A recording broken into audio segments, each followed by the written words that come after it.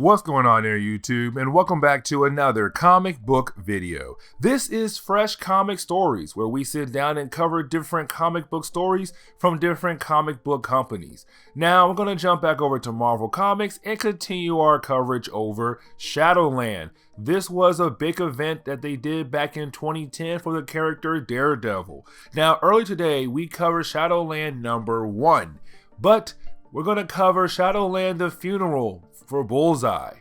Yes, they made a whole book that was dedicated for a funeral service for Bullseye. It is a bonkers, crazy story. And honestly, we're going to cover it because it is a tie-in for Shadowland. So, if you do like today's comic book video, hit that like button down below and subscribe. But here we go, Shadowland, The Funeral for Bullseye. So with the opening of this book, it is a funny book, and I hate that I'm covering this book, but this shows how crazy all of the tie-ins are for Shadowland. We open up at the funeral for Bullseye, which makes you wonder, who in the world cares so much for this serial killer to give them an actual service? Because we see people there and cry for the fact that this man is dead. Now, at this funeral, you have Ben Urich there as well, meaning that he could be there to report on this. Ben Urich at this point no longer works for the Daily Bugle. He left and formed his own newspaper called Frontline. That is supposed to be reporting stories that aren't part of some kind of overall agenda, except we're going to learn more about why he is here. Out of nowhere, you have some random old man freak out and run away. While he is running away, he states how crazy this is and the funeral is fake. Except he is attacked by some ninja stars to make him drop to the ground. Then you have some random biker looking dude make a threat towards the priest to tell him to continue or he is going to shoot the priest. Then you have some random man come behind Ben Urich to tell Ben Urich that Bullseye is not dead and they need to bring him back to life. The next page begins the trend of us learning how we got to the funeral, who the people are at the funeral with Ben Urich, and why this all happened. Starting with some of the people who are thugs break into the home of Ben Urich and tell him that he has to come with them, which of course he really doesn't have a choice here since they have a gun pointed at him. We skip back a tad bit more because we have to know why these guys are all riled up for, which is because Daredevil had killed Bullseye back in Shadowland #1, which was huge. But some random people at a bar are upset about the fact that that had happened and how bad Shadowland had become. They even get more upset when J. Jonah Jameson, who is the mayor of New York, begins to talk. He does talk about the fact that it is wrong that they have a hero going around and trying to be the complete law system now, since Daredevil declared that Bullseye should die and he did kill Bullseye. Except Jonah then goes on to say that Bullseye doesn't deserve to have a funeral, how bad of a person he was, and maybe he deserved to die. So you have the biker guy we saw earlier begin to talk about how they're going to give Bullseye the respect he deserves, which of course is a funeral. Also that they're gonna show the world what Bullseye really meant. Then we see the same little guy who was able to see the ghost of Bullseye. Well, he was there at the bar, and he even had the ghost of Bullseye back then telling him to help the bikers out. It is going to help him get rid of Bullseye in his mind. So we see him getting into the back of the van with Ben Urich, and they all leave. He tells Ben Urich that his name is Denny Danvers. We will learn everyone's name as we go through this book. We start with J.D. Asphalt John McGrady and his motorcycle gang, who are known as Hell Riders.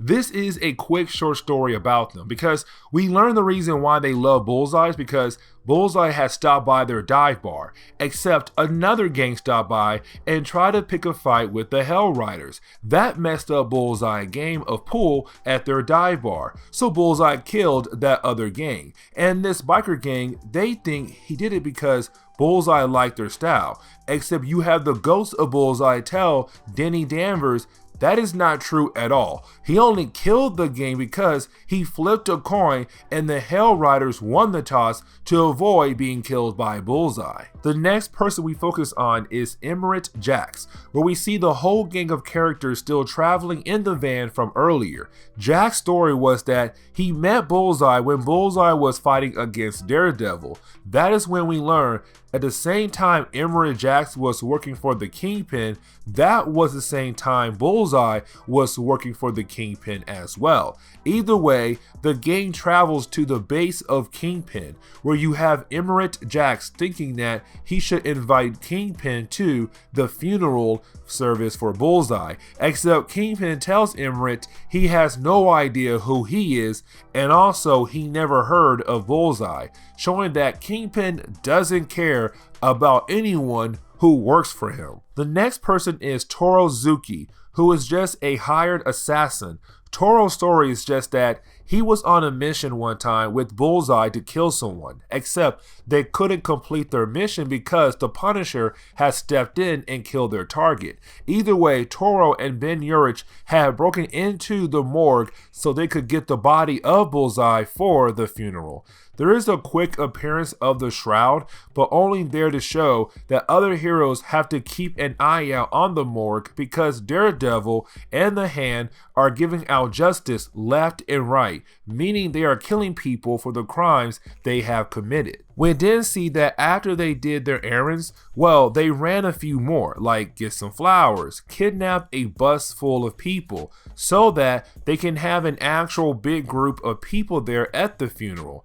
Then they close down a park or part of a gravesite so they can have the funeral there. The reason why Ben Urich is there is because this group of guys want Ben Urich to report this, like it is some big time story, except that is when the biker guy sees that Ben Urich is not actually writing anything at all, because he left his first notepad back at the morgue so that Daredevil would be able to find it so Daredevil can save them. So that is when you have Daredevil, White Tiger, and some of the ninjas from the Hand come in and save everyone from this group of people who are in charge. There is a quick fight because the next page, the bad guys are all tied up, except this is the first moment where Ben Urich got the chance to sit down and look at Daredevil. He can tell just by looking at Daredevil that Daredevil has changed and not acting like he used to be. Because remember that Daredevil and Ben Urich used to be close friends, but right now it seems that they are no longer even talking. Now you have White Tiger be confronted by Ben Urich because Ben wants to know what happened to Denny Danvers, the guy who was able to talk to the spirits of dead people. Except you have White Tiger tell Ben that Denny Danvers really can't talk to spirits like he claims he can do. In reality, he's just some crazy person that broke out and claims that all kinds of spirits are telling him to kill people. The book closes with the idea of seeing Denny Danvers in some kind of shootout with the police, and the spirit of Bullseye tell Denny Danvers to go ahead and gun blazing towards the police. The book ends there, but we can tell that Denny Danvers was shot dead at the end of this book. And this is where we are going to end today's book right here. So if you like today's comic book video, hit that like button down below and also subscribe to the channel for more content to come in the near future. Also, any suggestions on books I should read, well, please let me know in the comments below, because you never know, your suggestion could be a future video down the road. But I do hope you enjoyed today's video.